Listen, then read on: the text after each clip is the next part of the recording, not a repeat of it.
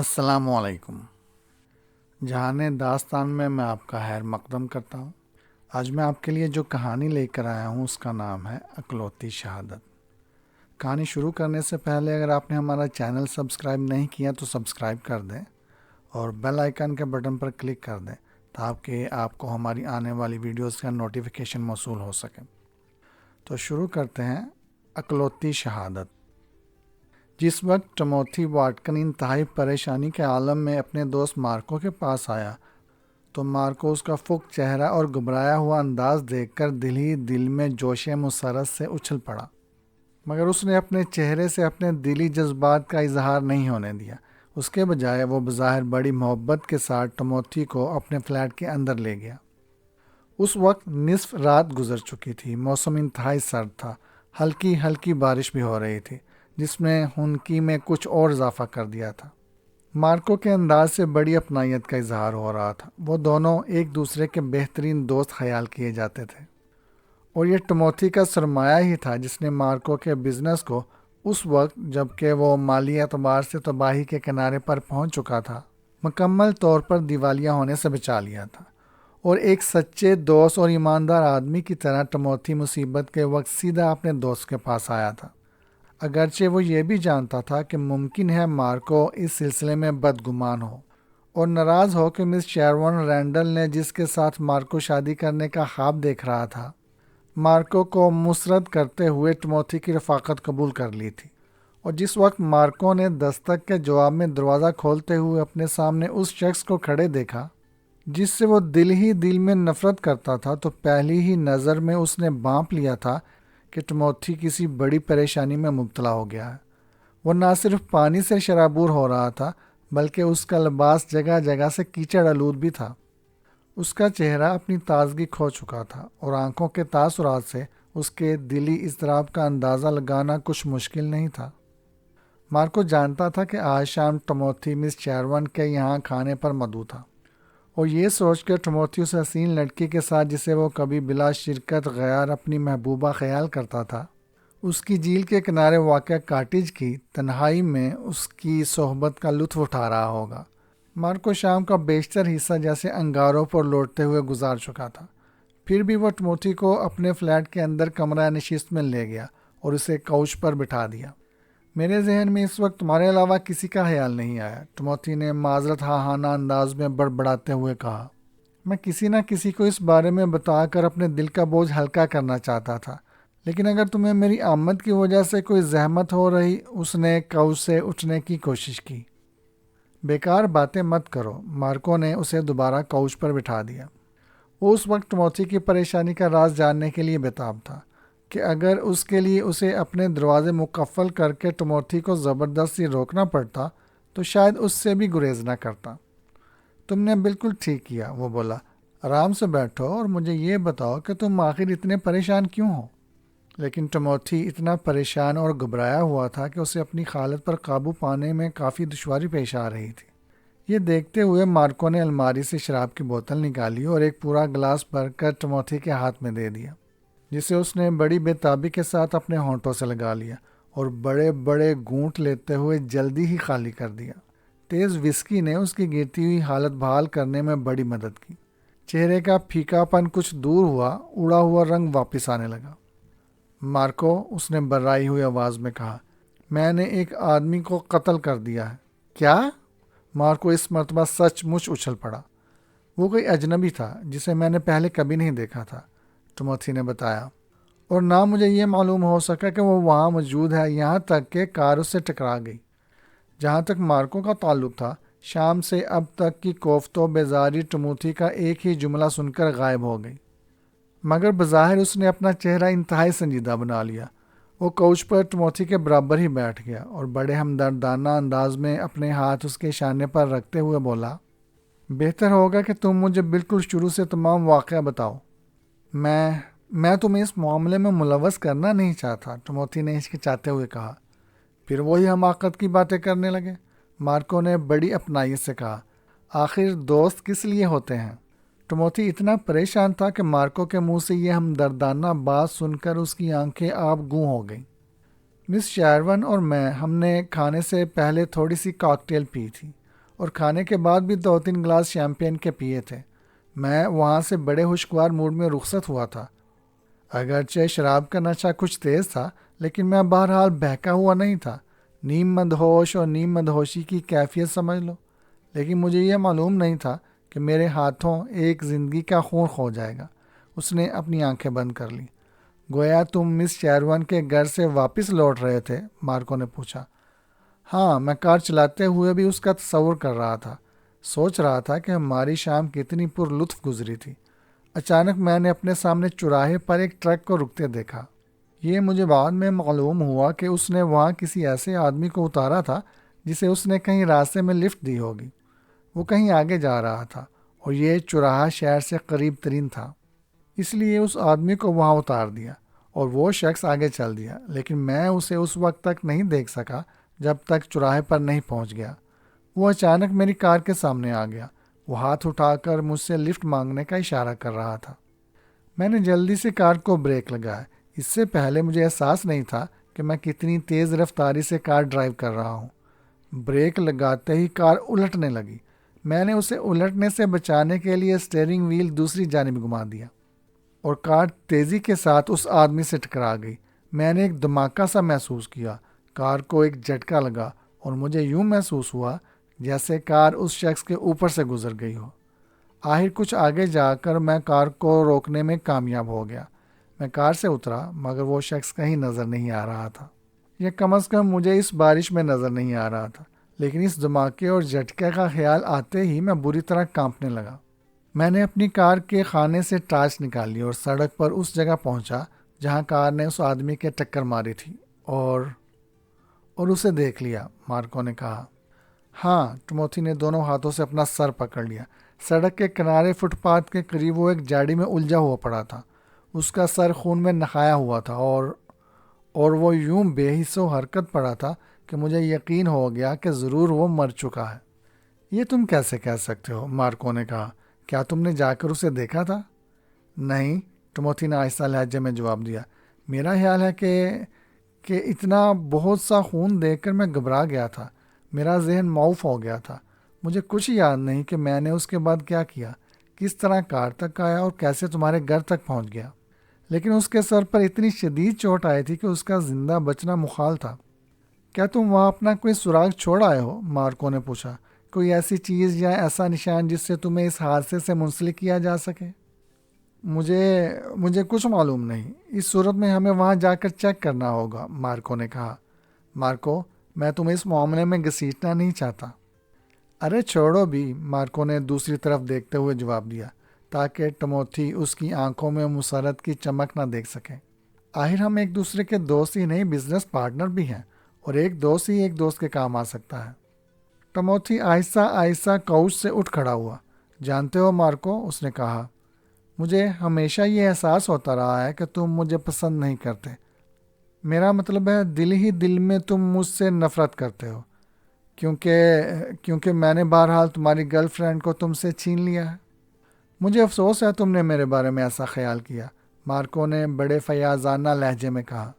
زندگی میں ایسے واقعات ہوتے ہی رہتے ہیں، لیکن میں اتنا ذلیل آدمی نہیں کہ اس کے لیے اپنے دوست کے خلاف دل میں کوئی بغض و عناد رکھوں۔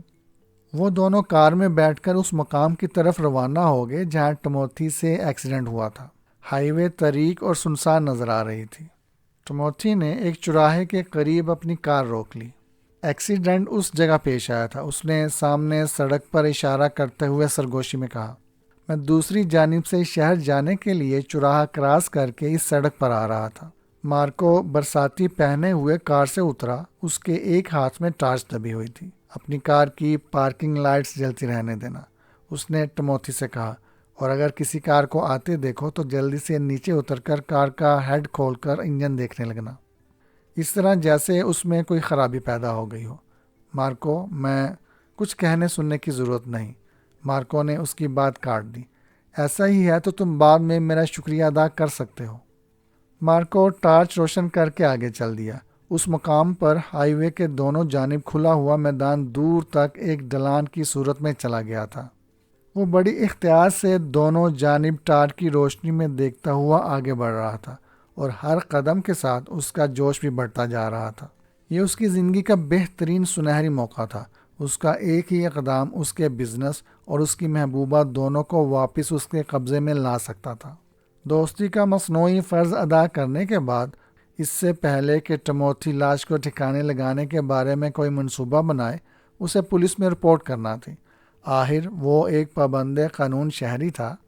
دوستی اپنی جگہ ہے، لیکن وہ اپنے ضمیر پر ایک جرم کو چھپانے کا بوجھ کیسے لے سکتا تھا؟ ایک امن پسند شہری کی حیثیت سے اس کا فرض تھا کہ وہ پولیس کو اس ایکسیڈنٹ کی اطلاع دے۔ لطف کی بات یہ تھی کہ اگر ٹموتھی نے اپنے اوسان بحال رکھے ہوتے تو قطعی ممکن تھا کہ وہ اس ایکسیڈنٹ کی پاداش سے بچ نکلتا، لیکن اب یہ ناممکن ہو چکا تھا۔ لیکن جلد ہی مسرت کے اس جوش کی جگہ جنجلاہٹ نے لینا شروع کر دی۔ مارکو دونوں جانب بڑی احتیاط سے دیکھتا ہوا جا رہا تھا، لیکن ابھی تک اسے وہ آدمی کہیں بھی نظر نہیں آیا تھا۔ آخر وہ کم بخت کہاں چلا گیا؟ وہ مردہ آدمی جو مارکو کو وہ سب کچھ واپس دے سکتا تھا جو ٹموتھی نے اس سے چھین لیا تھا۔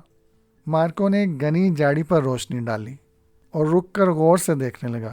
پھر وہ کچھ آگے بڑھا۔ ٹارچ کی روشنی اب بھی جاڑی کا احاطہ کیے ہوئے تھی، اور مارکو نے منہ ہی منہ میں ٹموتھی کو یا شاید اس شخص کو کتنی ہی گالیاں دے ڈالی۔ یہ قطعی ظاہر تھا کہ ایکسیڈنٹ کے بعد وہ آدمی اس جگہ گرا تھا۔ نہ صرف جاڑی کی شاخیں تازہ ٹوٹی ہوئی تھیں، بلکہ زمین پر بھی ایسے نشانات تھے جیسے کوئی آدمی وہاں لیٹا رہا ہو۔ ساتھ ہی ایسے نشانات بھی تھے جن سے اندازہ ہوتا تھا کہ کوئی چیز دور تک گھسٹتی چلی گئی ہے، ایک ایسے بڑھتے ہوئے احساس کے ساتھ کہ جیسے اس کے ساتھ زبردست فریب سے کام لیا گیا ہو۔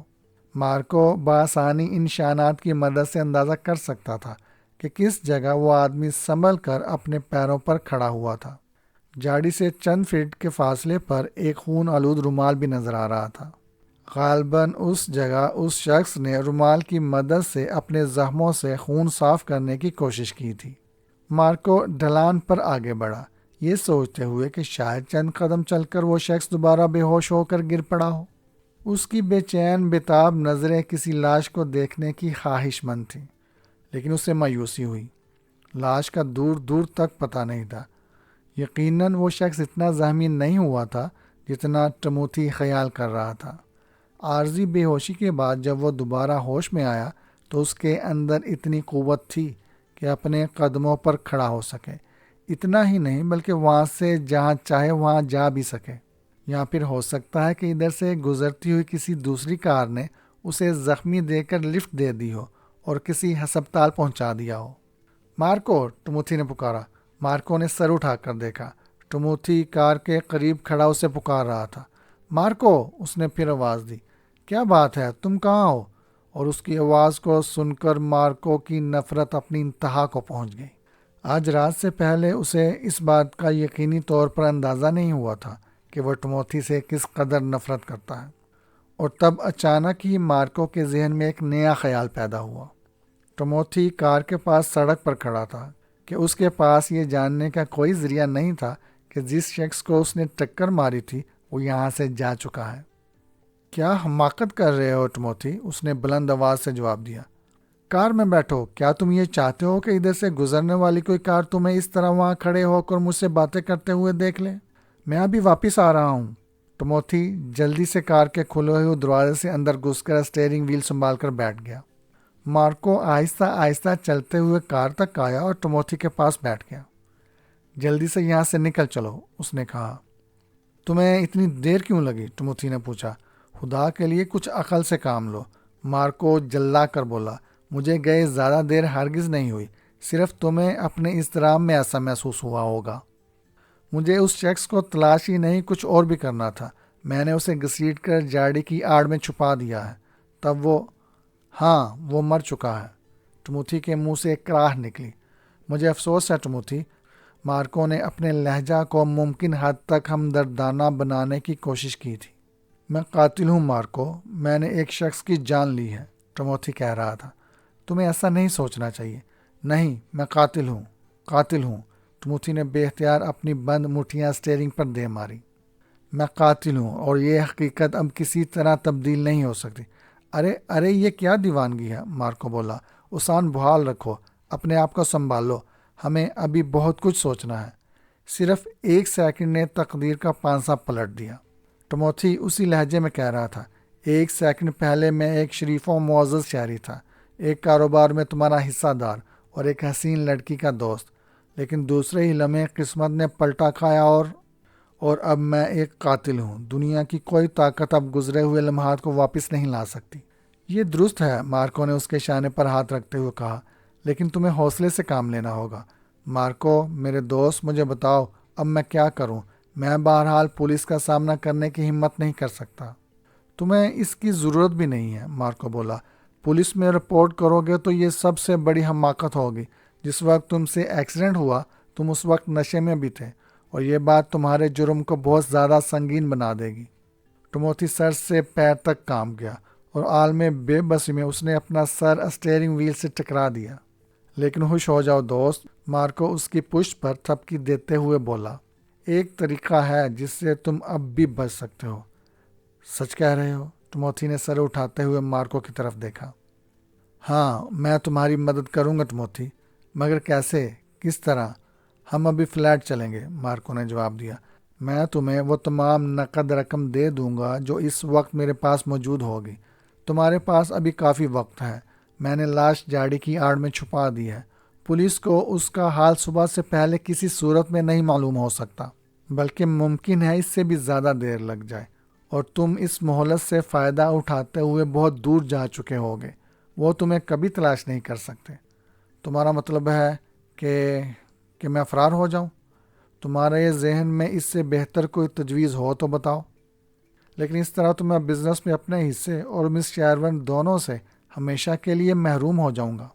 آدمی آزاد ہے تو سب کچھ کر سکتا ہے، مارکو نے قدرے ترش لہجہ میں کہا۔ دنیا میں دوسرے کاروبار بھی ہیں، دوسری لڑکیاں بھی ہیں، لیکن اپنی زندگی کے بہترین 20 سال بسر کرنے کا موقع تمہیں صرف ایک ہی مرتبہ مل سکتا ہے۔ کیا تم یہ بہترین سال جیل میں گزارنا پسند کرو گے؟ اور پھر اس طرح بھی تو تمہیں اپنے بزنس اور گرل فرینڈ سے ہاتھ دھونا پڑیں گے۔ میں تو تمہاری مدد کر رہا ہوں، اور میری عقل میں اس سے بہتر کوئی اور تجویز نہیں آتی کہ تم جلد از جلد اس شہر سے نکل جاؤ، اتنی دور جہاں قانون کا ہاتھ تم تک نہ پہنچ سکے۔ اور پھر کبھی پلٹ کر مت دیکھو۔ ان حالات سے گھبرانے اور پریشان ہونے کی بھی ضرورت نہیں ہے۔ زندگی میں دوسرے لوگ اس سے کہیں زیادہ خراب حالات سے دوچار ہوتے رہتے ہیں۔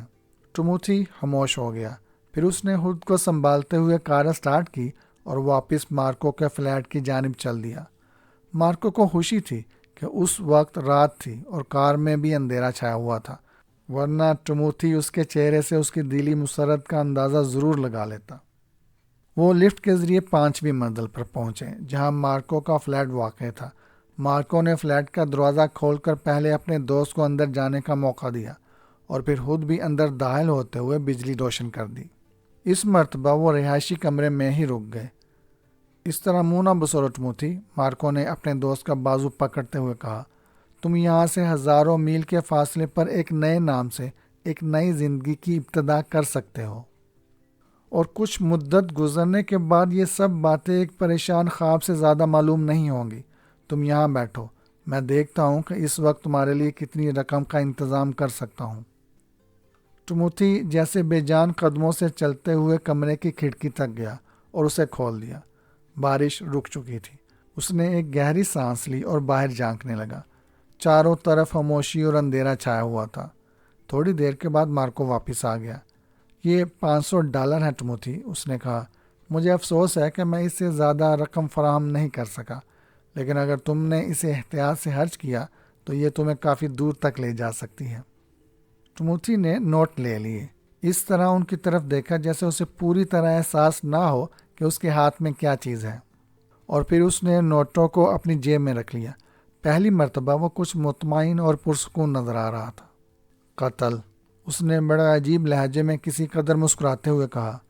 تم جانتے ہو مارکو کہ اگر ایک مرتبہ آدمی اس جذباتی جھٹکے پر قابو پا لے کہ وہ ایک قاتل بن چکا ہے تو پھر اس کا تمام طرز عمل یکسر تبدیل ہو جاتا ہے۔ تم اس بارے میں سوچنا ہی چھوڑ دو، مارکو نے مشورہ دیا۔ آخر کیوں نہ سوچوں؟ ایک بار تمہارے ہاتھ سے کسی کا خون ہو جائے تو انسانی زندگی کی قدر و منزلت ایک دم بدل جاتی ہے، یا پھر مجھے یہ کہنا چاہیے کہ کوئی قیمت ہی نہیں رہتی۔ مارکو نے قدرے بے چینی سے پہلو بدلا۔ تمہیں ایک لمحہ بھی ضائع نہیں کرنا چاہیے، وہ بولا۔ جتنی مہلت بھی تمہیں حاصل ہے اس سے فائدہ اٹھاتے ہوئے یہاں سے جس قدر دور جا سکتے ہو چلے جاؤ، لیکن مجھے اپنی بزنس اور اپنی محبوبہ کو اس طرح چھوڑنا بالکل پسند نہیں ہے، ٹموتھی نے اطمینان سے جواب دیا، خاص طور سے جب کہ اب صرف ایک چیز ایسی ہے جو مجھے اس آدمی کا قاتل ثابت کر سکتی ہے۔ بارش نے اب تک وہ تمام نشانات مٹا دیے ہوں گے جو میری کار کے ٹائروں سے جائے حادثہ پر بنے ہوں گے۔ اس کے علاوہ اگر میرے جوتوں کے نشان وہاں رہ بھی گئے ہوں تو میں بڑی آسانی سے اپنے جوتوں کو ضائع کر سکتا ہوں۔ اس کا مطلب ہے کہ صرف ایک چیز، صرف ایک شخصیت باقی رہ جاتی ہے، اور وہ تم ہو مارکو، جو میرے اس قتل کے گواہ بن سکتے ہو۔ اور اس سے پہلے کہ مارکو کچھ جواب دے سکتا، ٹموتھی نے اس کے منہ پر ایک زوردار گونسا مارا، اور ٹھیک اس وقت جب کہ وہ گونسا کھا کر نیچے گر رہا تھا، ٹموتھی نے اسے شانوں سے پکڑا اور اسے کھڑکی سے نیچے پھینک دیا۔ پھر اس نے کھڑکی کے نیچے پڑی ربڑ کی چٹائی کو پیر مار کر پیچھے کھسکا دیا، جس سے حادثہ کی صورتحال بڑی حد تک واضح ہو گئی۔ ٹموتھی پولیس کے سامنے بڑی افسردگی سے اس اندازے کی تصدیق میں گردن ہلا ہلا کر کہہ سکتا تھا کہ واقعی یہ بڑی افسوسناک بات تھی کہ کھلی کھڑکی سے بارش اندر آنے کی وجہ سے فرش گیلا ہو گیا تھا، جس کی وجہ سے عین اس وقت جب کہ مارکو کھڑکی سے باہر جھانک کر غالباً بارش کے رکنے یا نہ رکنے کا اندازہ لگا رہا تھا، اس کے پیروں کے نیچے سے ربڑ کی چٹائی پھسلی اور وہ کھڑکی سے نیچے جا گرا۔ یہ کہانی آپ کو کیسی لگی کمنٹ میں ضرور بتائیے گا۔ ہمارے چینل کو سبسکرائب کر دیں اور بیل آئیکن کے بٹن پہ کلک کر دیں۔ شکریہ۔